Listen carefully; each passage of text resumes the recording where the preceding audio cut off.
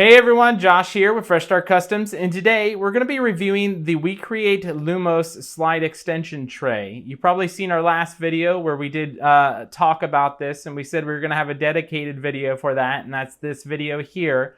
It's super easy to use and super easy to install. I'm going to go ahead and put a video up here that they have for instructions on how to install this. They probably shot it better than what I can do. But a quick rundown is these little screw-in thumbnails here. That's what I call it. It's just little placeholders so your machine doesn't move on its own or parts don't move in there. You just screw those into the bed, and then you just place the entire unit onto the back parts of those little screw-in thumbnails there. Once you have the unit in place, it locks into place like that. No additional screws are needed, which is really nice. Makes it super easy to install. All you got to do is then plug in these two cables to the back of the unit and to the back of the machine itself. You can't mess it up. There's a 4-pin connector and a 5-pin connector. The 4-pin goes to the auxiliary port and the 5-pin goes to the rotary port. And then all you got to do is switch your software to the actual slide extension tray. Right now mine is in beta, so mine's in a secondary language.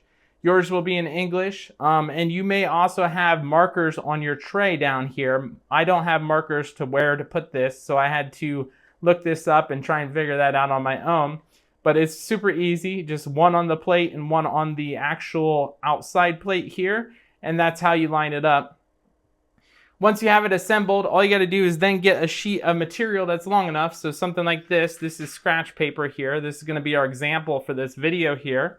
I don't have very many of these, so I'm only going to do one example. But this will turn white as it engraves.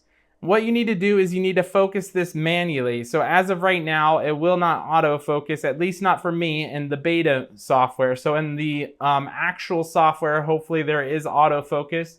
But right now, all you got to do is manually make these two dots connect by turning this wheel up top here. And right there looks good. And it is now manually focused, and we can drop our file into the software, and then we can hit print. We're just going to do basic text today, so just like any other one, it's going to say WeCreat Lumos all the way across, and we're going to engrave that. So I'm going to show you guys a live engraving, show you that it works, and then if you have any other questions about this, let me know down in the comments below, and I'll be happy to answer them for you.